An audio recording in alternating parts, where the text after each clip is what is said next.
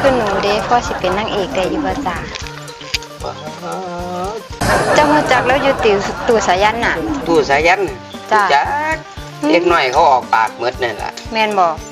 เขียนเรื่องให้เจ้าของได้เปรียบได้กำไรนิดๆหน่อยๆเอาหมดนั่นแหละมีแต่เรื่องลามกหาแต่เรื่องไปเล่นกับเราน่ะนะโอ้ยขันมาอยู่กับป๋านี่มันได้เป็นนางเอกแต่โดนแล้วแม่นอีดีบ่แม่นฮู้จังซี่ก็มาแต่โดนแล้วแหละบางเที่ยนี่นักแสดงผู้ชายเขียนเนี่ยเขาเป็นแห้งเป็นลิงเป็นหยัง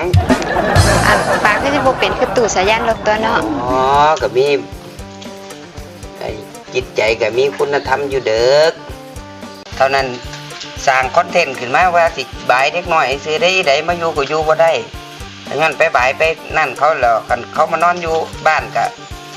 ไปสลอเสแลให้เขาใครแน่คิดว่าสิหัวงูคือพ่อใหญ่สายันค่ะ